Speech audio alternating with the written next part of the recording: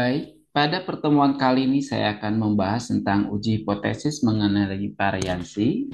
Nah, di sini yang akan saya bahas adalah tentang uji hipotesis variansi itu sendiri yang digunakan tentunya untuk menguji apakah variansi atau penyebaran data dari suatu populasi sesuai dengan nilai tertentu atau kita membandingkan variansi dua populasi juga bisa begitu ya sebenarnya.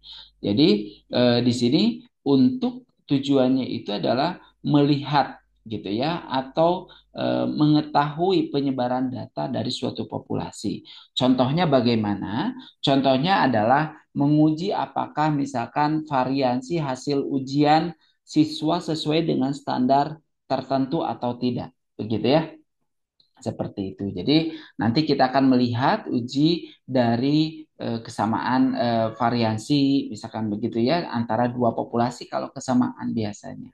Nah, kan kita lihat di sini bagaimana terkait dengan formula yang ada pada uji hipotesis variansi ini. Kita akan lihat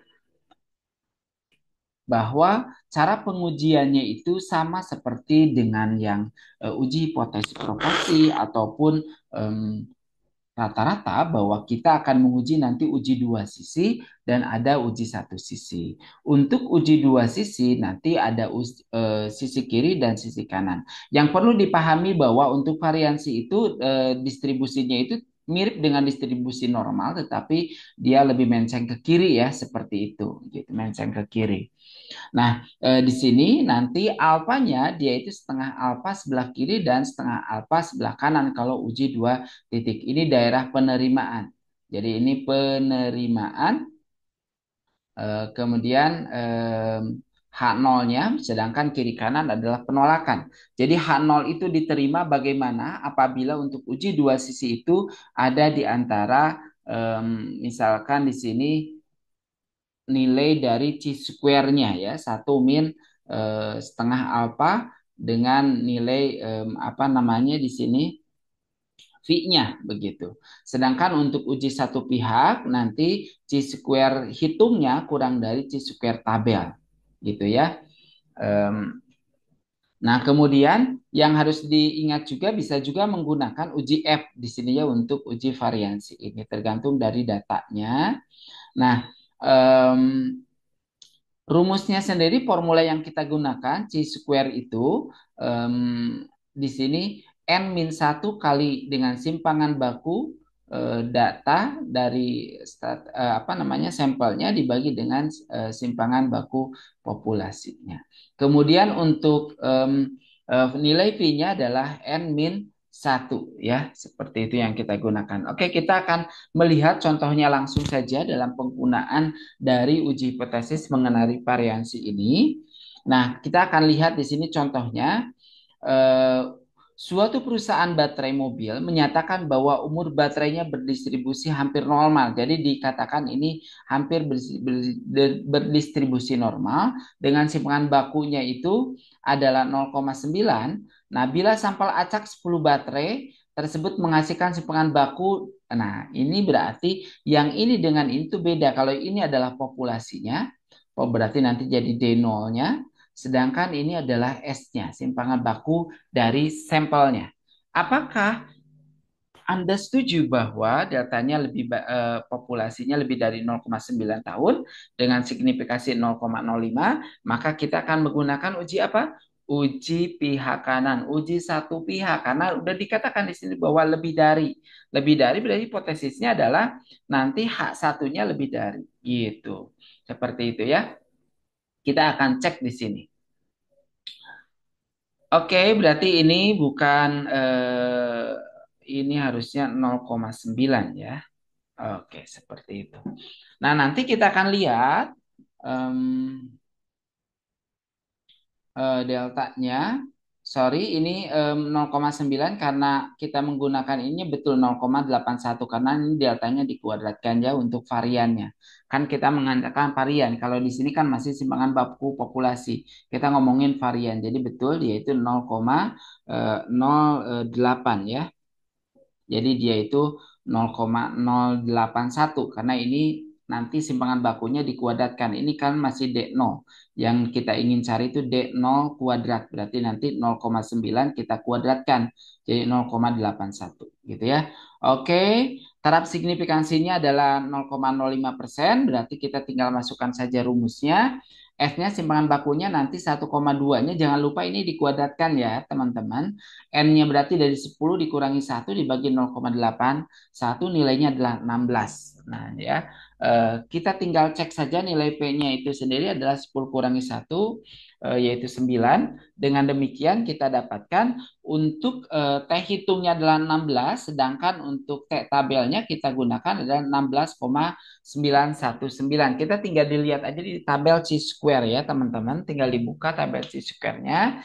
Nah, karena nilai dari T hitungnya itu kurang dari nilai T tabel, maka H0 diterima. Dengan demikian, kita bisa mengatakan bahwa apa namanya dengan taraf signifikansi 5% H0 diterima. Dengan demikian kesimpangan baku baterai adalah 0,9 atau menolak pernyataan dari deltanya lebih dari 0,9 begitu simpangan bakunya ya. Baik, nah ini daerah penerimaannya di sebelah kiri sedangkan nilai alfanya ada yang 16 itu ada di sebelah kanan, ada di sebelah kanan ya, penolakan, daerah penolakan. Oke, baik. Nah, ini saya ingin coba recap dari tiga yang kemarin kita bahas juga tentang proporsi rata-rata, kemudian proporsi rata-rata. Nah, sekarang varians. Di sini ada beberapa aspek yang harus diperhatikan untuk aspek proporsi, kemudian uji rata-rata dan apa namanya variansi begitu ya. Ada uji rata-rata, kemudian ada uji proporsi sama uji variansi. Gitu ya. Jadi kalau misalkan nanti untuk parameter yang kita gunakan statistiknya kalau misalkan untuk uji rata-rata itu kita menggunakan nanti Z test ya, uji Z atau bisa juga dengan T ya. Tes ya. Sedangkan kalau misalkan untuk proporsi berarti dia menggunakan uji Z saja. Sedangkan untuk variansi bisa menggunakan chi-square ya, berarti chi-square atau bisa juga menggunakan F-test. Jadi menggunakan nanti menggunakan distribusi tabel F nanti ya. Aplikasinya nanti untuk yang uji dari rata-rata ini biasanya digunakan untuk apa namanya data kuantitatif ya, jadi dia data kuantitatif, sedangkan untuk proporsi itu digunakan untuk kategori. Nah, ya. Sedangkan ini biasanya kalau untuk variansi digunakan adalah variabilitas data atau nanti uji variansi gitu ya. Oke, jadi ini tiga perbedaan yang dapat kita apa namanya simpulkan dari ketiga tes uji hipotesis itu. Jadi biasanya aplikasinya ini dalam ini aplikasinya. Jadi kalau uji rata-rata itu biasanya dalam data kuantitatif ya, kuantitatif. Sedangkan proporsi itu digunakan dalam bentuk apa? Untuk kategorik dan untuk variabilitas data. Nanti untuk uji statistiknya menggunakan uji Z-test atau T-test tergantung nanti nilai delta populasinya diketahui atau tidak atau datanya besar atau kecil. Kalau proporsi hanya menggunakan Z-test saja, sedangkan variansi itu menggunakan uji chi-square atau uji F begitu. Nah, itu penjelasan pada pertemuan kali ini. Saya cukupkan sampai di sini. Sampai ketemu di pertemuan berikutnya. Terima kasih.